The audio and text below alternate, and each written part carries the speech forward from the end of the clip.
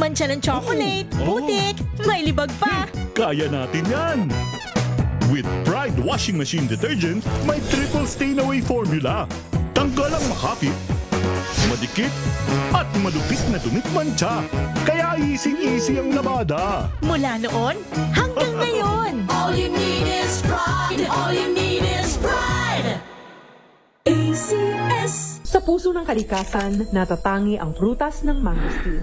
Ito ay nagtataglay ng antioxidant compounds na alpha, beta at gamma mangosteen. Ang MX3 capsule ay isang food supplement na gawa sa natural na mangosteen. Ito ay tested and proven to help avoid knee joint pain discomfort para iwas-iwas sa sakit with long-term supplementation 2 capsules daily. MX3 capsule, tunay, natural at original. Mahalagang paalala, ang MX3 capsule ay hindi gamot at hindi dapat gamiting panggamot sa anumang uri ng sakit.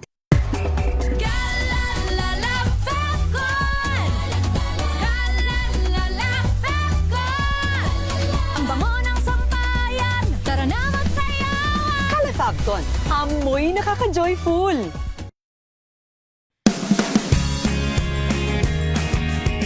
Let us unbox MX3 capsule. Each box has 60 vegetable capsules that tested and proven to help reduce pain discomfort. 2 capsules daily with healthy diet and exercise. MX3. Tunay, natural, at original. Mahalagang paalala, ang MX3 capsule ay hindi gamot at hindi dapat gamiting panggamot sa anumang uri ng sakit.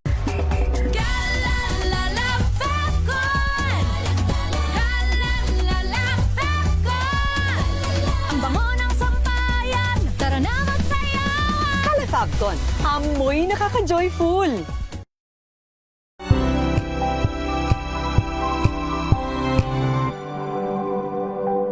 Wow, ang saya. Isang barangay na labada, puro mancha pa. Goodbye, pahinga. Mommy, isang laba lang yan sa Pride Bar Blue.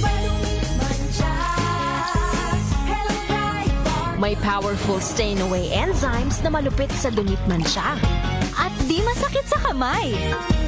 Isang laba lang yan. Hello, pahinga. Hello, Pride Bar Blue. ACS. Tinesting, sinuri, siniyasan. Ang resulta? Super effective ang Shield sa pagpatay ng bakterya at virus. Shield Antibacterial Soap. Believe ang mga eksperto sa Philippine Nurses Association. At si Mami. Tiwala ako sa Shield. Shield Antibacterial Soap. Napatunayang mabisa. Ang mga nurse, tiwala. ACS.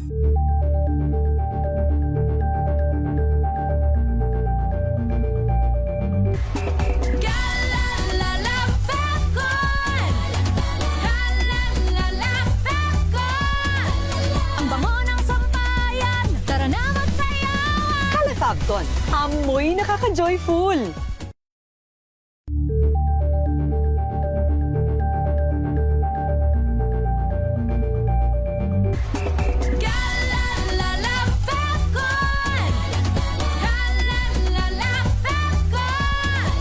Ang bango ng sampayan. Tara na magsayawan. Calafabton, amoy nakaka-joyful!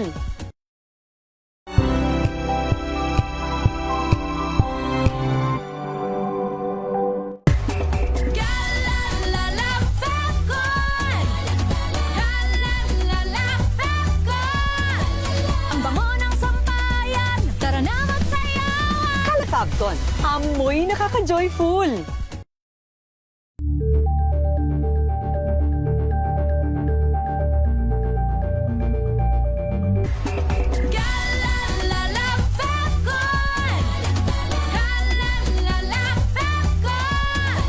Ang bango ng sampayan. Tara na magsayawan. Calafabton, amoy nakaka-joyful!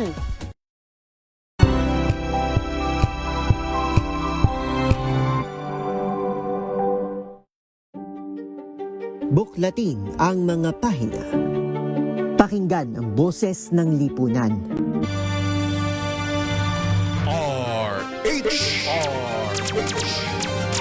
sa pagtulong, sa paglilingkod, sa pag-alalay.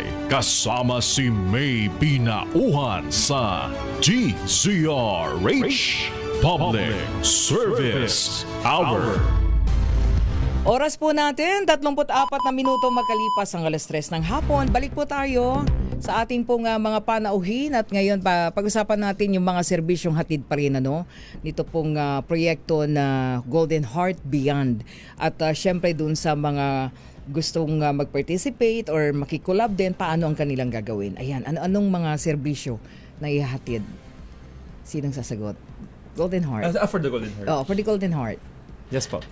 So, tomorrow, what we will do is, magkakaroon po kami ng symposium. There will be speakers.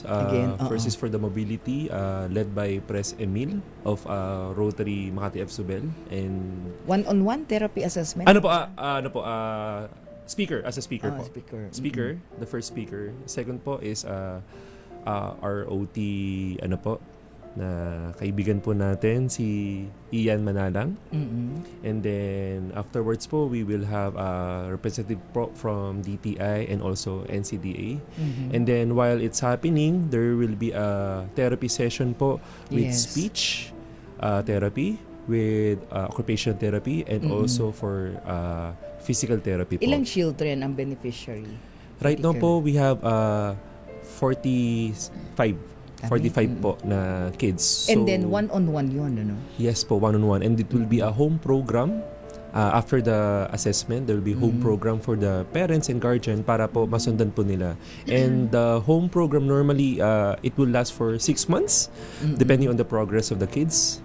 And then after 6 months, there will be some continuation po nung magiging programa po nila.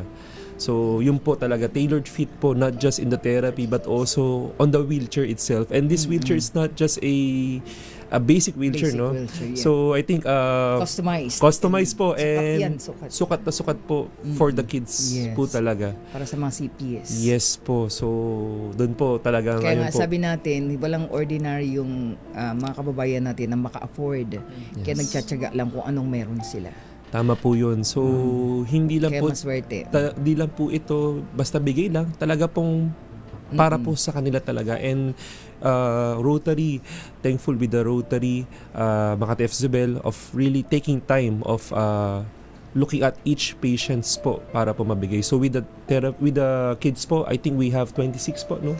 26. So far Assess wheelchairs. 26 assess. Yes po. So after the event, we will donate po, and the 26 po ready na po gamitin po. Iuwi na lang po ng mga po natin families. Ibig sabihin nasukat na earlier yung Yes po. kanilang okay, pinuntahan talaga sa bahay. Yes, Ma'am Lucille. Yes. Paano naging proseso po? Sa tulong po ng ating mga assessors ng the Church of Latter-day Saints, ang ating donor, at ang Las Piñas General Hospital sa pamumuno po ni Doc Maida. Yon, nagpunta po ang mga patients natin sa LPGH para sukatan po sila. Andun po, especially mga therapists po kasi. That's Las Piñas General Hospital. Yes, sila yung sukat para eksakto yung kanilang wheelchair. Yeah. Sa ngalan po talaga nila, of course, coordinated po to ni Pres Emil. Sila kasi yung collaborating hospital ng the Church of Latter-day Saints. Oo, kasi kung halimbawa 26 ang magkakaroon din ng wheelchairs. Yes. Pero dun sa dun sa one-on-one, sila din or plus more than 26 Yes po.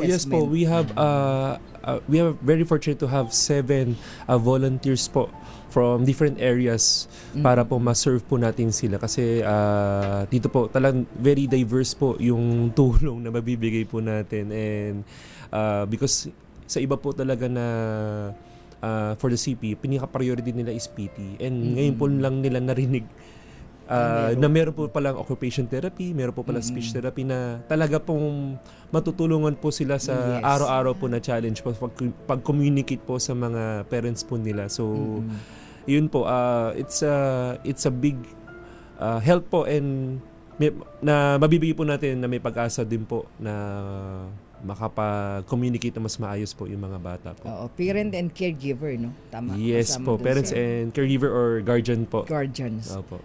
As part ng child development and support systems pa rin to. Yes Ang po. mahalaga talaga yun kasi minsan, marami ang hindi nakakapag-undergo ng ganyan, di ba? Yes po, tama po. Sa kawalan ng pwedeng malapitan. Yes po. O at least meron kayo. Yes Di ba? po. Kaya yung mga beneficiary siguro, napakasaswerte nila. Salamat And po. hopefully naman, meron pang mga susunod. And ano po, siguro Marami i-add pa. ko na lang din po, no, with this event, there will be also a Red Cross na pupunta doon para mag-discuss din ang how the Red Cross can help our parents and guardians to be a member po. And also there are a lot of donations po coming from Rotary New Heights, no, and also other people na private companies po na makita po natin sa poster, and marami pong anonymous na talaga pong sila po ang talagang gintong puso po talaga na just really want to help, and we're very thankful na nasa naging part sila. background lang. Tama po. Ayun, okay. Puntahan natin iba pang project ninyo, Sir Alex and Ma'am Lucille. What's this for Walk for Life? Yeah. Di ba? Tuloy-tuloy ito. Ito pa rin yung kay Sir Emil. Opo. Well, Okay. actually... Nasaan na ngayon? Butuan na this time. Yes po. Okay. Opo. Actually, ito pong lahat ng ginagawa natin and the reason why we're here. Ito po yung result po ng collaboration and partnership, Yes. which currently under Governor Regine Lido of District Governor 3830, Reggie. pinopromote po natin. Likewise, for the next Rotary year po, under the term of Governor Jas Limon, ipopromote din po natin ang collaboration and partnership po. Ano po yung gagawin natin at ano po yung ginagawa natin? We are encouraging po organizations, Rotary clubs to share resources po. To share their projects, not just confine it sa kanila mga clubs, kundi i-share natin so that we can reach more areas, more beneficiaries po. Example po niyan is yan pong ating the Rotary Club of Makati Absabel Walk for Life Mobility Project in Butuan po. So, it involves about 136 po na wheelchair donation po through the effort of our President Emil Orencia. And fortunately, he is also the national head of the wheelchair program of the Church of Jesus Christ of Latter-day Saints. So, napaka-generous po ng ating partner. And more than the wheelchairs po, ang dami nating projects po na which we collab po sa simbahan po ng Latter-day Saints. So, summer Ma'am projects. Silo, parang hindi pa yun. Teka, parang Dami po. meron din yata silang other mobility, no? Gadgets na Yung ibinibigay. mga Walkers. And meron din ba sa strollers. hearing? Tama ba? Iba pa yan. Iba pa yung po yan. hearing. Although we are also currently doing it po together with Starkey Foundation. Ay, oo nga pala, sir. Starkey. And also cataract. I-plug ko na rin po. We also do free cataract operation po.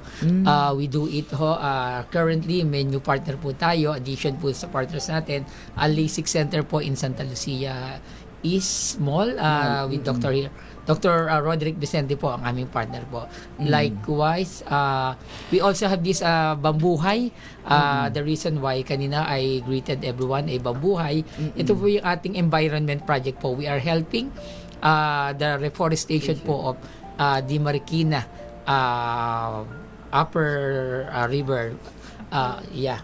So together with the help also of the Church of Jesus Christ of Latter-day Saints and other NGOs, government agencies, especially DNR. Oo nga. Ma'am Sil? Yes, kasama din po namin dito ang mga farmers namin na nagmo-monitor ng mga bamboos na pinlant namin ng grupo. It's 8,200 already. Yeah, Dami for na. 50 hectare dun Project sa the foothills of Sierra Madre. Wow, kailangan Yes. dun yan. Yeah, Very timely yan. Yeah, oo, Ma'am kaya Lucille. yes. Oo. Madali ba? I mean, para magtanim ng mga bamboo dun sa lugar? Mahirap din kasi katulad nung we were given 30 para- hectares pero 20 hectares lang as of now yun na. Nung doon sa area na 30 20 lang na taniman kasi yung ibang areas talagang mabangin daw, hindi na nila kaya. Pero para magpag-grow nun, mabilis naman. It's a 5-year program po. 5-year Oo, so talagang subaybayan. monitoring talaga. Wow. Usually, ang taniman nag-start ng July. And then monitoring yan, July, August, September. So yung monitoring, so far we're successful naman. At least we have a 90% survival rate. Dun sa tinanim namin. So talagang nakaalaga. And with that, if I may add, with that rate of 90% na survival, ito yung magiging parang magiging puhunan ng mga farmers natin para dun po sa livelihood program po na livelihood na nila. natin. Opo, kasi kasama po dun sa package na binigay po ng The Church of Jesus Christ is yung livelihood fund po para po dun sa mga farmers for sustainability. Dapat kasama din JCI doon. Yeah. Tama po. Diba? Dapat kasama JCI doon, lalo na't mga kabataan. Pwede silang umakyat. Yes, pwede umakyat. Wag lang Kami hindi yung kami mga makakyat. elderly. Collab tayo dyan. Pwede po yan. It's a Diba? 26,000 hectares pa na for Pwedeng reforestation. initiative. Yes. No? Tama ba? Tama. Sama tayo dyan. Yes. Samahan natin ang mga Nag-invite kami ng mga groups. partners. Yeah, even Sige, groups please. to go Paano to, gagawin? Paano gagawin, Ma'am Cecil? Coordinate lang sa group. Makati F. Subel. Paano po kayo makontak? It's actually sa ating FB. Yun po, you can connect us through RC Makati F. Subel FB po. And we'll help you with the ecotourism po. Ecotourism, we are doing that po sa dyan po sa may Wawa. To promote po itong Doon sa Marikina Watershed Reforestation and Livelihood Project, bakit daw po bamboo yung mga itinatanim sa area? The reason po is, Alex. number one po, ang bamboo. Hindi mga fruit Hindi fruit po. bearing trees na. Kasi ang concern po natin, immediate concern po natin is water conservation. So, ang bamboo ho, yung trapping po ng water po, maganda po. And then also, likewise, with regard po sa air quality, carbon, it traps or it sequesters carbon. Kaya that's the reason. No? So, mas madali din hong palaguin po ang mga bamboos and mas mabilis yung palaguin po ang bamboos. Since watershed yan, meron tayong mga warrior na nagbabantay. Yes po, yun po yung ating mga RCC po, Rotary Community Corps, yung Sakapa, samahan ng mga farmers po sa Karugo. Other than them, marami po ang ibang grupo na Rotarians din po doing the same thing po doon po sa area. Napakahalaga kasi may mga warrior. Yes. Kasi baka mamaya may ibang gumawa.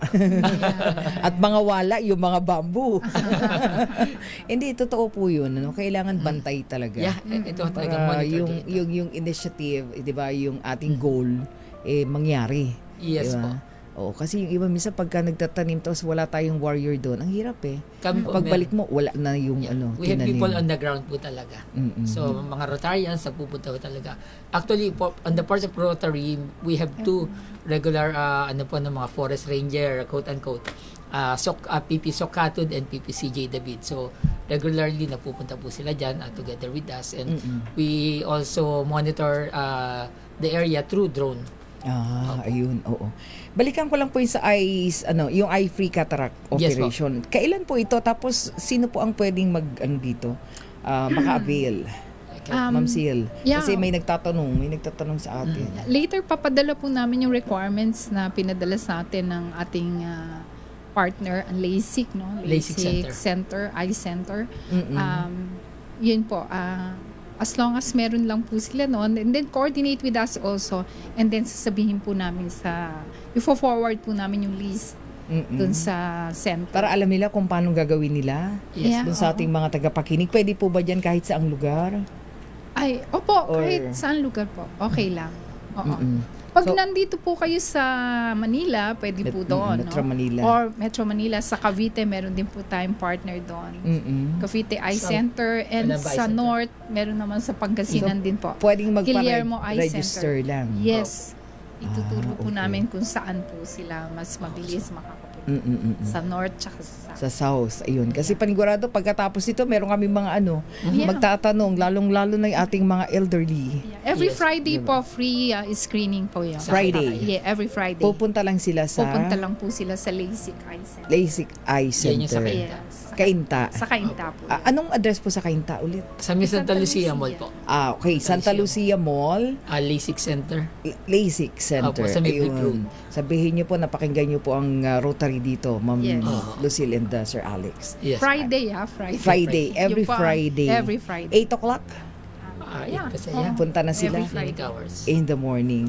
Okay, balikan lang natin yung program Golden Heart Beyond tomorrow. Again, ready na kayo doon? Preparations okay na? Yes, ready na po. Ready na po tumulong. And meron, of course, hindi ito open for all, no? Kasi meron na kayong selected, or chosen beneficiaries yes, muna. this- But then, doon sa mga pwedeng lumapit, paano gagawin ulit nila? Pwede pong lumapit sa aming Facebook page, JCI Manila. Okay. Tapos JCI galing Manila. doon, pwede po natin malaman kung paano sila tulungan. Marami po kaming projects bukod sa Golden Heart Beyond. So anything and everything po, we're open to getting messages through our Facebook. So ito muna, then upcoming, wala pa? Yung Carnival Run po Sige, on May go ahead. 31. So on May May 31, 31, we have Carnival Run for mental health. So Yes. that is one of our major projects for the year. Carnival Run. Carnival Run for Okay. mental health. Oo, pwede So mag-participate ang lahat. Pwede po. Meron po kaming page doon sa aming Facebook at meron din po kaming JCI Manila. Color Run website. And one last if I could, sa November po, JCI Manila is hosting the JCI World Convention. So, lahat ng JCI sa buong mundo pupunta po sa Clark sa November 2026. So, it is one of the biggest events that we've had in the past 28 years. 28 years ago po yung huli namin na ganyan. So, Kayo ang major. host. Co-host. Yes, ma'am. Buong Pilipinas. Not just Philippines po, whole world. Global, Lahat ng JCI sa buong mundo Wow. ay pupunta sa Clark sa November 11 Good to 15. luck. Oo, dami. Kayang-kaya po yan, laban. Ayan. Okay, meron mapapasasalamatan bago tayo matapos? Yes po, of course, salamat po sa lahat ng tumulong ng Golden Heart Beyond. Maraming salamat. Sana po continuous po yung suporta niyo po sa Golden Heart. At definitely makaasa kayo lahat ng mga binigay niyo po sa atin mapupunta po talaga sa nangangailangan. Yun po, marami na pong tumulong. I-share na lang po namin din tomorrow po there will be a live Facebook Live. So sa mga hindi po makakapunta, you can really see yung symposium para din po after the event, you can replay it po. Baka po makatulong din po sa inyo yung mga sharing po ng mga speaker po natin. Yun lang po, maraming salamat po. Okay, last word, Alf. Maraming salamat din po talaga. I think we've promoted a lot. And again, in partnership po with Rotary Club Makati F. Zobel, maraming salamat po. Okay, Makati F. Zobel. Ma'am Lucille. Yes, looking forward for more projects with JCI. No? And thank you also on behalf of the officers and members of the Rotary Club of Makati F. Zobel. Maraming salamat, Ate May. Yes. Again, for always. helping us. Thank you so much po. And of course, District 3830, sa aming governor, si Gov. Reggie, and our incoming governor, si DGE Jas Limon. So, we'll be back. Sir Alex? Yes, again, salamat sa mga partners, JCI, and partner po natin, regular po ang DCRH. And again, may I call on all the Rotary clubs po, not just in 3830, sa lahat po ng clubs and also other organizations. Please, i-share po natin yung mga resources and projects natin para mas marami ho mag-benefit, mas marami ho tayong mabigyan, marami ho tayong mapuntahan lugar po. Salamat po. Okay, maraming salamat po. Thank you very much. Again, Ma'am Lucille Lopez and Sir Alex Lopez. Yan ang walang kapagurang couple pagdating sa public service, no? Of course, Rotary Club of Makati F. Zobel at of course, ang JCI Manila. Maraming salamat, Sir Arnold Cruz, and of course, Sir Alfie Aptinchay. Salamat po. Balik kayo, ha? Okay, mga kaibigan, babalik po tayo. Sandali lamang, antabayanan po ninyo yung mga report, ha? Si Senator Jinggoy Estrada, personal daw na maghahain ng piyansa sa Sandigan Bayan. Standby lang po. Ang misis daw po ni Senator Bato de la Rosa, mga huli niyang nakausap, ipatatawag na po ng NBI. Department of Justice, pinasabpina naman yung mga miyembro po ng media sa nangyaring putukan dyan po sa Senado. laki ng balita. Standby lang po, babalik po tayo. Oras natin, meron na lamang tayong 6 na minuto, alas 4 na po ng hapon.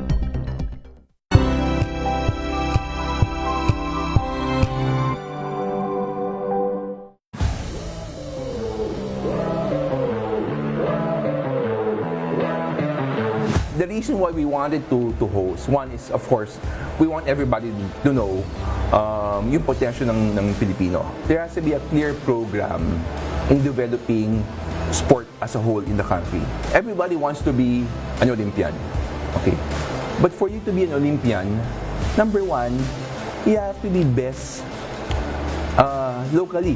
The biggest dream or the biggest objective talaga is of PBAD nung ating section and nung ating program direction is to really develop especially the current national team mo, sina Jello, sina Clarence, sina Mika to really excel and pumasok sila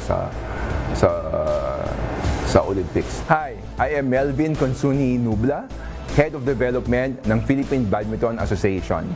Abangan ang aking exclusive interview dito lang sa DZRH TV Matchpoint.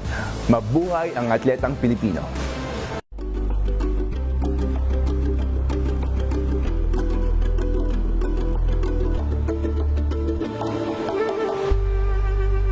Tumunog na ang gandingan para sa kalikasan. Ang nagkamit ng parangal bilang Best News Anchor ay walang iba kundi si Angelo Palmones ng Magandang Umaga Pilipinas, DZRH Radio 666 kHz.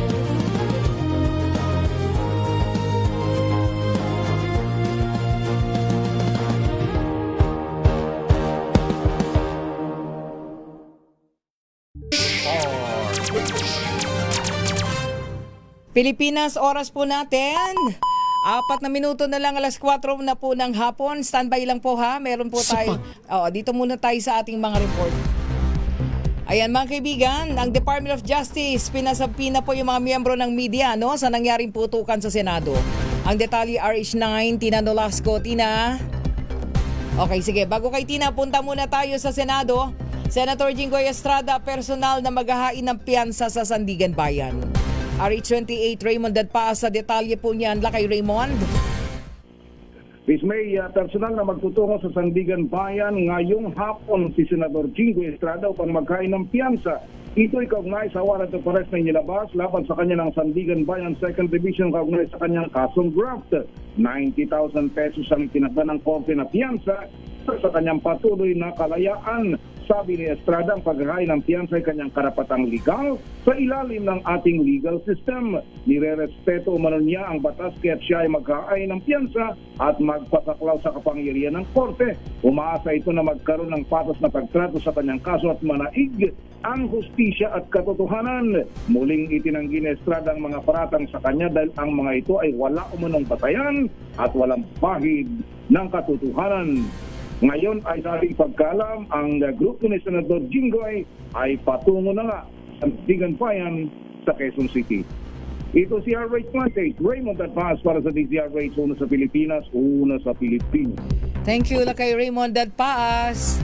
Samantala yung Mrs. po ni Senator Bato de la Rosa, mga huli niyang nakausap, ipatatawag daw po ng NBI. Ibalita mo yan, RH15, Giselle Ricafort. Giselle? Ms. May, ipatatawag ng National Bureau of Investigation ng may bahay ni Senator Bato de la Rosa. Sa press conference dito sa Pasay City, sinabi ni NBI Director Attorney Melvin Matibag, inihahanda na nila ngayon yung subpoena laban kay Nancy.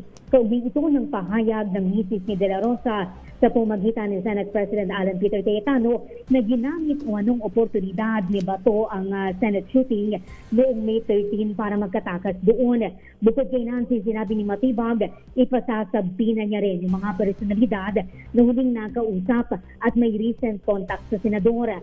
Tinitingnan pa naman ng Bureau kung may pangangailangan pang ipatawag si Senator Robin Padilla dahil kinasuhan na ito ng PNP-CIDG ng obstruction of justice. Pakinggan natin. We're about to send the subpoenas to the personalities na may mga naging contact sa Senator. Sir, ilan? Hindi ko alam yung exacto figures. sending subpoenas already. Yung mga huling nakasama niya, will issue subpoena. Of course, we're contemplating an issue subpoena to his wife also. Kasi may statement sa yung wife niya, if you will recall, sa online news nyo, that what happened on May 13, yun yung ginamit na opportunity ni Senator Bato to escape the arrest. So if you recall that article. Kasi Senator Robin is already been, there's a case filed by CIDG. So we have to check if it's necessary for us to issue a subpoena to him kasi it's already a subject of a case before the prosecution. Matatandaan na inamin ni Padilla na nakisakay sa kanya yung ICC wanted senator palabas ng Senado noong May 14 at ibinaba niya raw ito sa Makati City. Ito si Giselle Ricafort para sa DZRH, una sa Pilipinas, una sa Pilipino. Maraming salamat, Giselle. Ihabol natin may cling report mula kay RH19 na Nolasco. DOJ, pinasabpina na po yung mga miyembro ng media daw, kaugnay nung nangyaring putukan sa Senado. Tina? Miss May, nag-issue ng sabina ang Department of Justice o DOJ para makausap ang ilang miyembro ng media kaugnay ng isinasadong investigasyon sa nangyaring sunod-sunod na putukan sa Senado noong May 13. Ayon kay Justice Spokesperson Attorney Polo Martinez, naimbitahan ang mga mamamahayag na nasa Senado noong nasabilang barilan para matukoy kung makatutulong ang kanilang mga nakita at nalalaman sa fact-finding investigation na isinasagawa ng binuong Special Panel of Prosecutor. Hindi naman pinangalanan kung sino-sinong mamamahayag ang pinasabina ng ahensya. Matatanda ang nagkaputukan sa Senado noong Mayo 13 kasunod ng mga ulat na aarestuhin si Senator Ronald Bato de la Rosa matapos maglabas ng warrant of arrest ang International Criminal Court. Ito si RH19 na Nolasco para sa DZRH, una sa Pilipinas, una sa Pilipinas. Maraming salamat, Tina Nolasco. Susunod na po, Mayor Lacaideo Macalma at Mr. Petro Corpus sa programang DZRH Break Time. Pansamantala po. Maraming salamat, Isa Gabriel at si Head Del Moro RHTV. Ako naman may binauhan para sa DZRH, una sa Pilipinas, una sa Pilipino. Have a nice and safe weekend, everyone!